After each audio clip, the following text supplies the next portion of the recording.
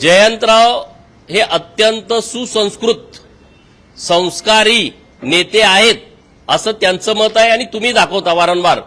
दिसायला स्मार्ट असल्यामुळे तुम्हाला तसं कदाचित वाटत असेल तर ते तुम्ही दाखवता. तर ते जर खरेच सुसंस्कृत आणि संस्कारी असतील तर अत्यंत प्रतिकूल परिस्थितीमध्ये सातत्यानं दुष्काळ पडणाऱ्या तालुक्यातल्या लोकांनी गळ्यातलं कानातलं किडूक मिडूक विकून शरडं करडं मेंढरं गुरं मसरं विकून किंवा शेतातलं जे धान्य उत्पादन होतंय बाजरी असेल मका असेल गहू असेल काही असेल असं विकून सभासदाची फी भरलेली आहे. ज्यांच्याकडे हे नाही त्यांनी सोसायटीचं कर्ज काढून सावकारांचं कर्ज काढून सभासदाची फी भरलेली आहे.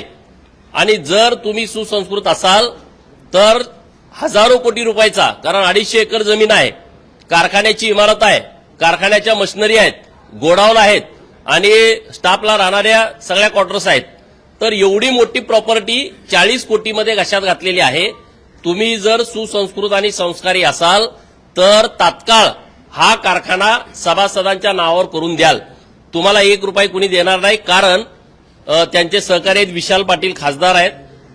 त्यांनी वसंतदादा शेतकरी सहकारी साखर कारखाना दत्त अॅग्रो इंडियाला भाड्यानं दिलाय. तर त्यांनी भाडं किती मिळतं सांगावं एका पोत्यामागं किंवा टनेज मागं, आणि मग त्याचा हिशोब करावा एवढ्या वर्षाचं भाडं किती होतंय आणि उरलेले पैसे आणि कारखाना जयंत पाटलांनी आमच्या तालुक्यातल्या सभासदांच्या नावावर करून द्यावा.